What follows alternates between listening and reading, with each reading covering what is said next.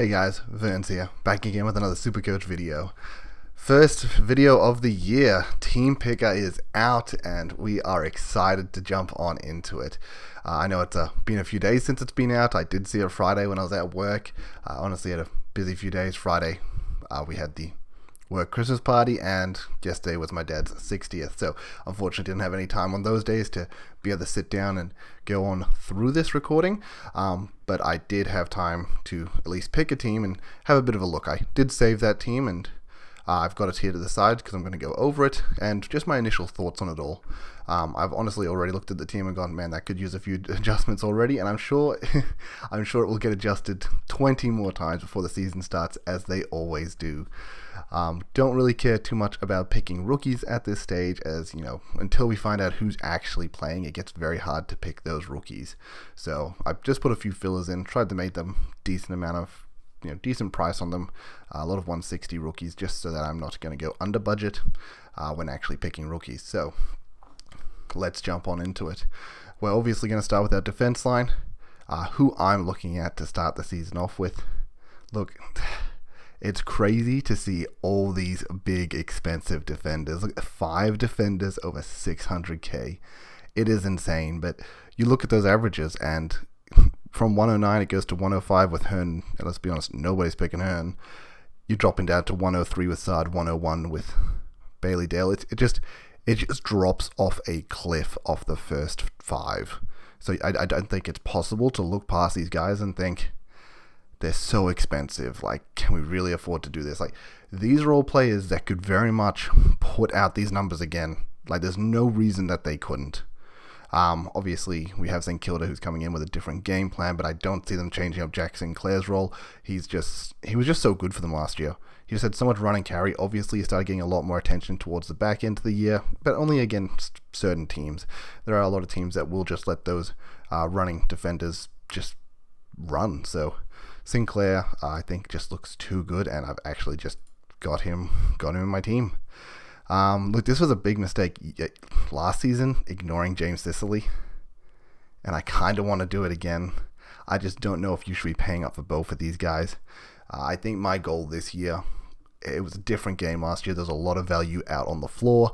There's a lot of value if you didn't pick up on, you just got left in the dust, and I do want to try and not pay too much for these expensive players, and I do want to try and find value where I can. But look, we don't have people like Caniglio who are sitting at 200k, and we all know that they're going to be making bank and they end up being a keeper and whatnot. There's a few players that I think are really good value, and I do want them in my side, but I just can't look past these top 5. At the end of the day, we don't know how many trades we're getting. We're probably going to end up maybe the same as last year, if not less, and we know I burnt through too many trades picking one injury-prone players. Like, I brought in Hall twice, big mistake. So I want to pick more durable players this year. I don't want to be in that position, and I want to pick keepers. I don't want to pick these, cheaper Bailey Dale players who were like, oh yeah, potentially a keeper, and then maybe he steps off, maybe he has and same sort of season as he's had this year. It's just not at the level as the rest of them at the top, and I do enjoy Bailey Dale as a player, actually someone I wouldn't even mind picking up, but it's just too hard to look past these top 5 here, and that's why I've actually gone Stewart and Dawson. Stewart is a questionable one, did get injured and had a few mixed games last season, so he's had a few years where he just hasn't gotten all 22 done, and that does leave me in the question mark. Do I maybe go for a Sicily? I just ignored him last season, and he punished me super hard. He put in 22 games. He has been looking fit. Like, he looked very fit last year. I'm sure, assuming nothing goes wrong in the preseason, there's no reason he couldn't pump out another 22 games. So, look, it's a hard one to choose. I think if anything changes between these 3 starting, potentially Stewart to Sicily. That's the only one I'd really be looking at. Saying that, 20k, pretty valuable in an early team. So where are we going from there? What have I got here? So really after this, I've only got one other player, and I've just sort of filled it full of rookies. So what I'm looking at here is Jack Bowes. Going to Geelong, is he best 22? If he is, it's hard to look past him. One, Geelong's defenders love to chip that ball around, so you get value out of it. But two, Bose wants a midfield position, and he's gone to Geelong to try and play that, so he's just looking way too much value. 2 seasons ago, he was up at 500k. He's down at 277. Even if he doesn't get to 500k again, I think at minimum you're getting a good cash cow out of him. At the same time, he's an expensive person to cash cow and have to trade later, but I think he's definitely going to be worth it in the long run. We saw this with CJ and whatnot a little while, like a few years ago too. I don't think it was last year, I think it was 2 years ago. You had a few players around the 260 mark and they all ended up getting up towards 500k. Were the keepers? Not really, but at the end of the day, if it's, you're choosing a rookie that's 160k, makes you only 100k, or you're choosing someone like Jack Bowes who you're confident's probably going to make you that 150k, if not more, and has potential keeper potential. So that's why we've got Jack Bowes there. As I said, I've just filled it out with other players after this. I'm just honestly going to scroll to the bottom and just row in players here.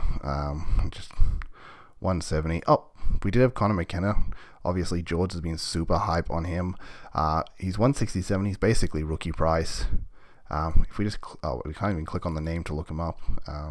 Is there a reason I can't? Here we go. Try and do it here. Okay, it's not letting me bring up his profile, but that's actually really annoying. Sorry, I really want to bring that up.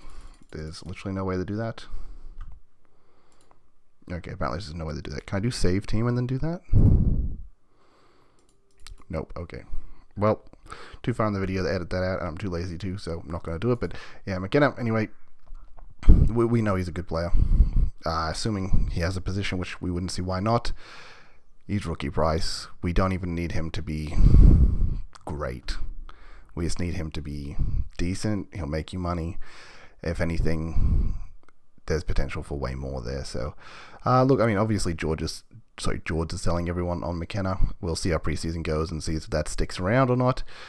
Just throwing other random players in there. I just grabbed a few. Yeah, just random players. As I said, we'll fill up the rookies later on. Jump into the midfield. Let's get this smashed out. Midfield is honestly a tough one. There is, once again, so many expensive players. So many that are so good. Who is going to be the top 8? Who's going to present the most value in the starting team? It's so hard to tell. I can't pick a Laird. I can't pick an Oliver, in my opinion, because they're just so expensive at the end of the day. Saying that, Laird is usually very durable, had a breakout year. It can be hard to maintain this sort of scoring. There are 127.8. That's insane. And let's be honest, there will be a point in time that Oliver does it, McRae's done it the last few years, Steele did it too. They all drop off by 100k, and then you can get them much cheaper later on. So I just can't see myself paying up for these guys right now. So I'm not paying up for either these two. Lockie Neal, tempting. I've actually clicked Took currently. I've always loved Took's game. It's just so good to watch. It's good football. It's good, just tough nut sort of stuff, and I just don't want him not in my side, honestly. So I've decided with Took. That's probably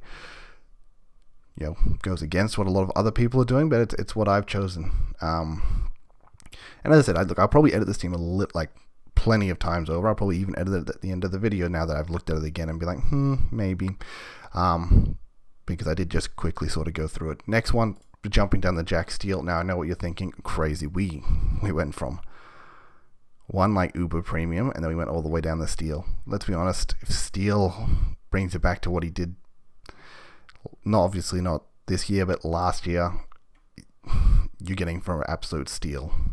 And I just don't see how he almost doesn't do that. This man is a superstar of a player, and it just looked like an off year for him. It just didn't look right, and I would have put my faith in that man coming back. 600k is still a lot to be putting into him, but I do want to take that risk.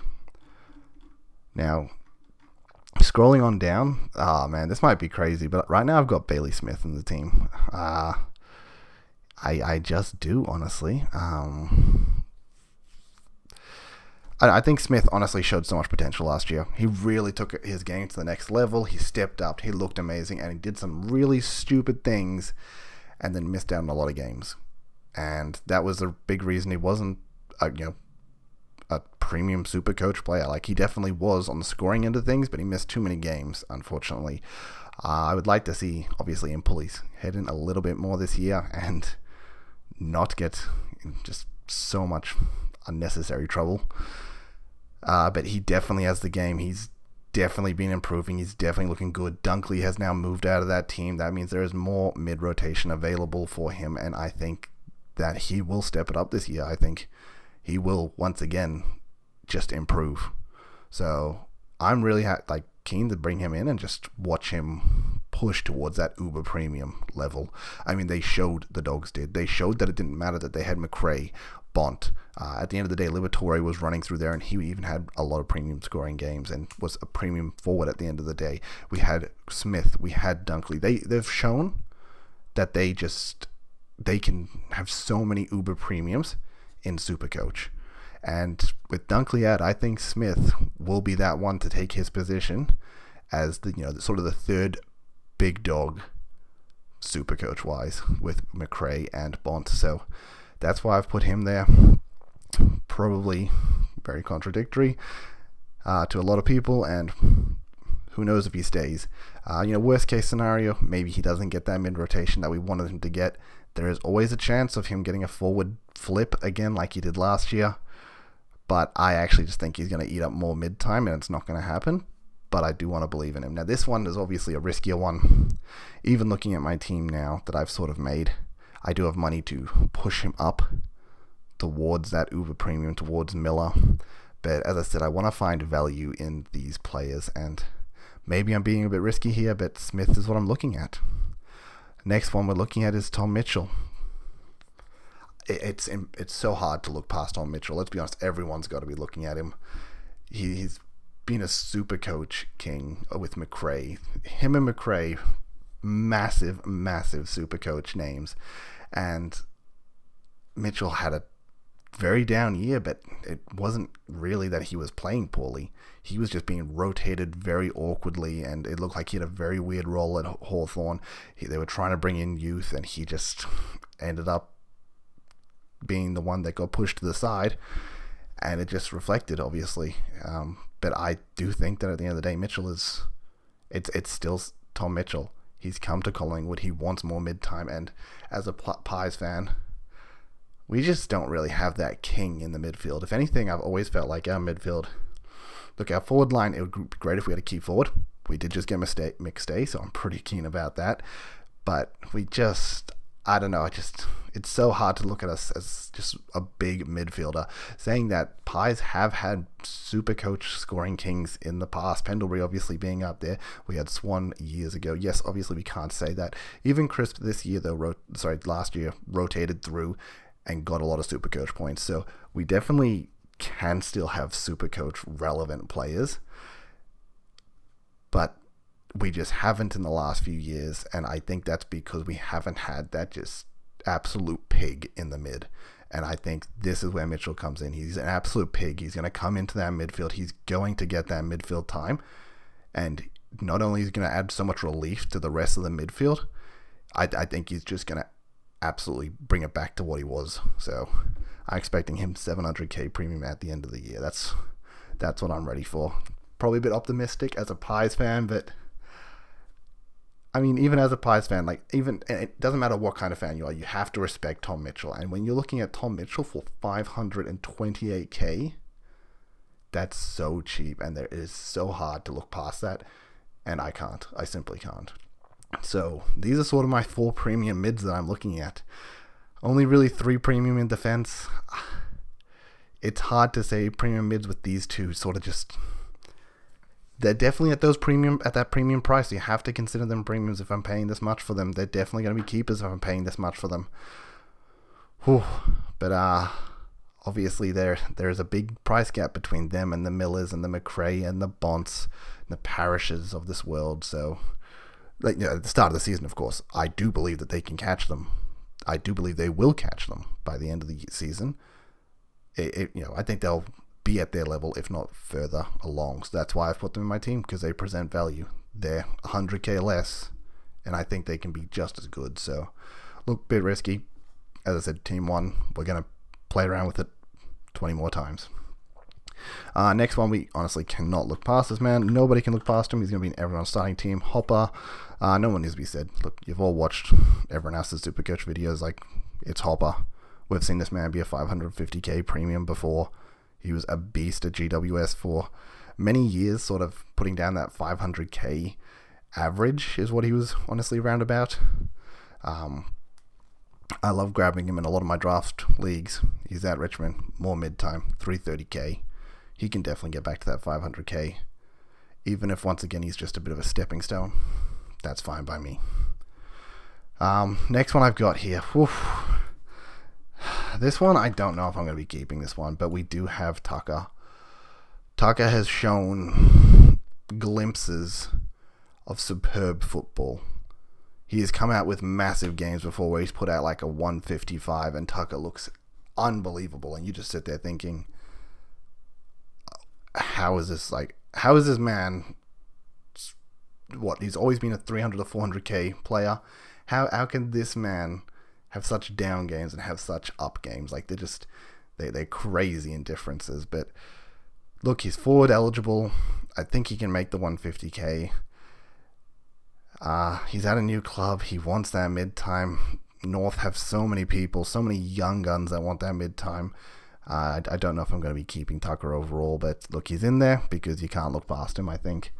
Just another person that presents a lot of value. We know his history. He's not a rookie that we're grabbing, that we're hoping gets a starting position. He's someone that he's being traded. He should be on the best 22, and he's gone there because he wants to play mid. So it's showing all the positive signs. So why not? Obviously, just going to fill it in sort of the rookies. Ashcrofts, everyone has. Actually, just going to scroll down to the bottom and just pick some other rookies. I don't really know who I'm picking here. At the end of the day, I just literally picked expensive midfielders just to like at minimum, as I said, if I'm going to pick midfielders or players later on, I would prefer for them to be expensive, because then I'm not undershooting my team. If I put a bunch of 102k rookies here and then I put all the premiums I want, it's going to be misleading to my team, because then I'm going to have to move out a premium, upgrade some of them here, maybe move out a mid-price, upgrade some of them here. It's going to just ruin what you think you have, and there's no point in baiting myself into a false sense of security. So I'm just going to pick a bunch of players there.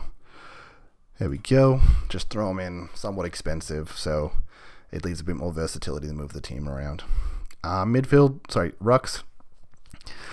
I'm looking at Timmy English here, honestly. I think if you're looking at these two with Grundy going to Melbourne, it's so impossible to pick Gawn and Grundy, in my opinion, just because of that. Like, we just don't know how the split's going to go. We just don't know at the end of the day. I think that leaves it down to really, Witts, English, Darcy. They're really the three that you're looking at. Darcy's obviously had Luke Jackson come over, so it sort of takes away from him. And then that leaves just Tim English and Jared Witts, who are the both clear number ones. English missed a lot of games last year. Witts played all 22, but that's the first time he's played all 22, I feel like. So it's hard to say. Saying that English's scoring potential, we'd seen it. It was insane. He was really dominating last year, and he's still so young. He's still developing.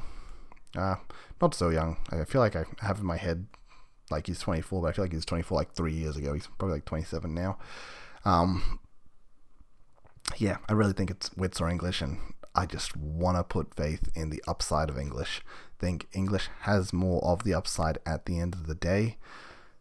Saying that, he really struggles to get 22 games, where Witts, he did it last year, so yeah, it's going to be a hard one to choose. What are we doing next in the ruck line?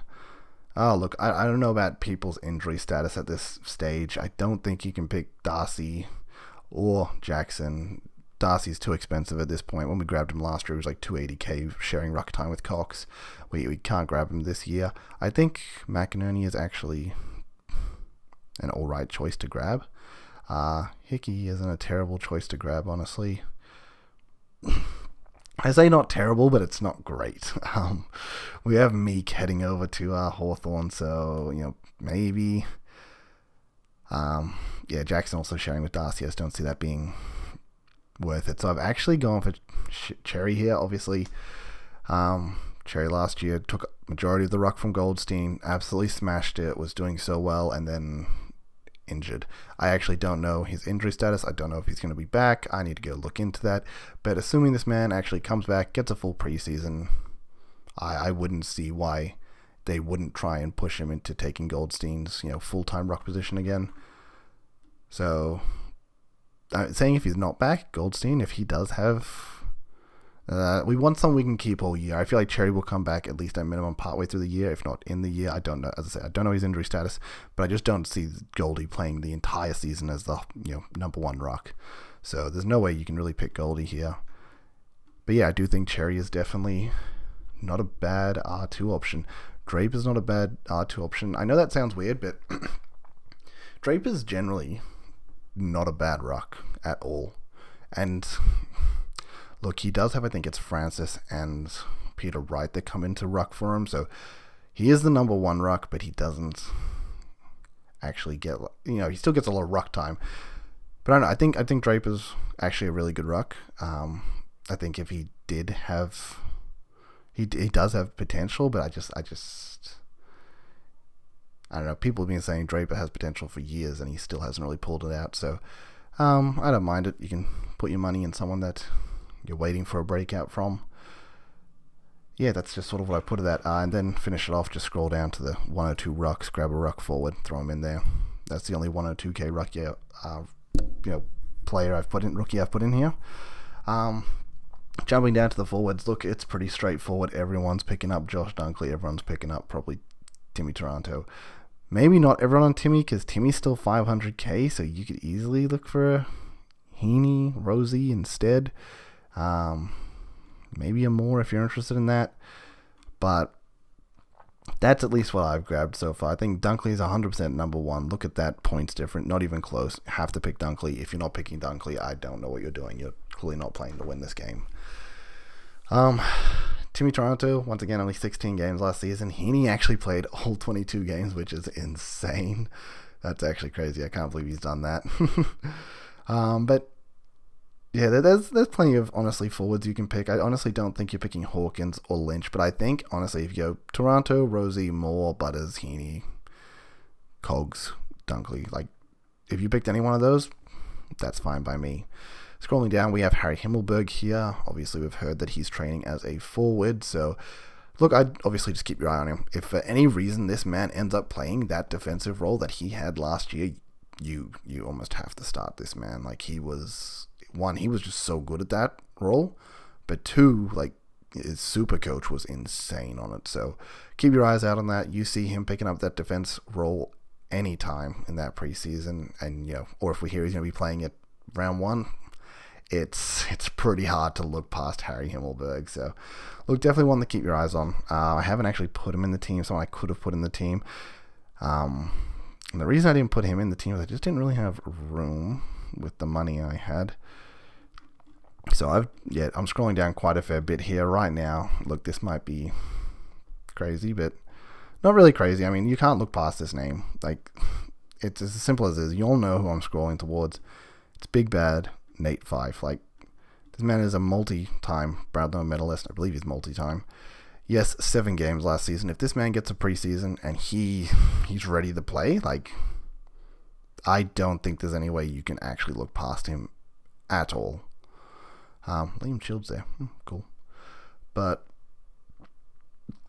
yeah, it's Nate Fife. Like, what more do we say about that? It's Nate Fife. Like, this man, I'm not looking at him to play the mid that he used to play when he was that Brownlow medalist. Let's be honest, he's just been too injured over the years. Yes, he made that statement where he's like, yeah, you look at me playing in the forward line, it was cool and all, but it's done. Let's be serious about this. It's, as much as he said that, I just don't see him getting back to full-time mid. Saying that, even if this man's playing 60% forward, I think he's unbelievable value at his price, if that's the case. Like, he's a forward, so it's already nuts. full stop. I think he could definitely push to a premium. Obviously he can, he's Nate 5. If this man gets up and plays, awesome. Saying that, if I'm picking Nate 5, I'm not expecting Nate 5 to play all year. I'd love him to make his money, I'd love him to get up to a premium, but he's probably going to be switched out at some point in time. If he gets, injured first few games, where are you going with 313k? Like, who are you moving to at this price that you're going to feel super comfortable picking up? It's honestly, it's always really hard with mid prices when they go down, because unless you're going like straight down to a rookie, it's really hard to move them around. So that's obviously the big risk there, that he's injury prone like crazy. There's nothing you can do about that, and if he gets injured at that sort of price, it's very hard to move him to anyone worthwhile. You might just end up floating, 150k, which early in the season could be very, very much better spent. So scrolling down here, this is where I'm just sort of sticking it full of rookies again. And once again, I don't know everyone's injury status. I don't know if Nate Fife is going to be up and playing. We expect him to play more last year and he didn't. But that's what you do. You keep your eyes peeled. At the moment, we're just going to throw him in the team. Other one we're going to throw in the team, Toby McLean. Obviously, once again, someone that's been over 500k before. 2018-19, I think, one of those years he went mental and then played his injuries. He also just wasn't playing well when he did play his few games here and there. But obviously, what do you expect from someone that's missing a lot of footy from injury? So saying that, rookie price. Getting a rookie price for someone that you've seen do 150 before. If there's good news about him in the preseason, it's pretty hard to not pick him. Obviously, he still needs to make top 22 though, and Dogs do have so many good players, so it's hard to, you can't sit there and be like, yeah, easy top 22. So we'll see what happens. We'll see how he returns, because returning from injury, if he's not playing how he used to play, does that mean he's even the top 22? We don't know. Once again, don't know Ben King's status, don't know if he's going to be playing at all this year, but let's just throw him in the team because he's expensive for a rookie, and if for some reason he does play, that's crazy value. I don't think he's going to be playing. Same with Josh Bruce. These guys, key forwards that probably aren't playing because they're being injured.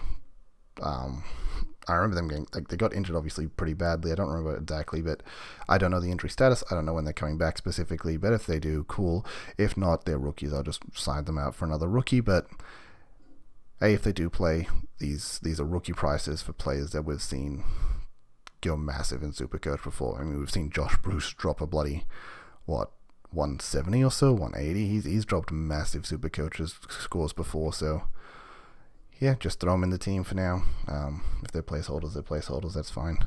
And then the other two I just sort of threw in as placeholders. I don't know, just threw in some random guy here, a bit more expensive on the rookie side. And then just someone else over here. So that's sort of how we looked. We don't really care too much about the rookies. We're sort of looking at the premiums here. This is where my problem sort of came when I was looking at my team just before I did this video, is let's count out our keepers. We got 3 there. We've got 4 here. I do believe in these 4, so will I keep them? Do I have enough faith to take the risk on it? We'll find out, but that's 7. English ends up being 8, and then Dunkley and Toronto end up being 10. If somehow Cherry ends up playing and being a keeper, cool, we got 11, but we're kind of, I've played for a lot of mid value with 1, 2, 3, 4, even 5 here, like 5 mid prices. And it means that because I've gone for these mid prices, let's downgrade Nate 5 to a rookie, upgrade, for example, it's the helper. Obviously, I'll never do helper. I'll probably do Tucker into a premium. And then, sweet, 11 premiums looks probably a lot better. Or downgrade Tucker, move Nate 5 up. There's enough money there. I can move Nate to 5 to Himmelberg anyway. There's plenty of money to move around with the rookies with this sort of team, but I do think the team is missing at least one more premium. And that's where, look, who are we going to move on? I don't think I'm going to honestly, if I'm not going to keep anyone, it's probably Tucker. Assuming 5 plays. 5 probably isn't going to play, so he'd probably go instead. But, do I even keep Tucker in the long run? Who knows? But let's just move Tucker down. Let's just jump him out. 470k. We can be looking at a premium here for that. In the forward line, We do actually fall a bit below Himmelberg, unfortunately.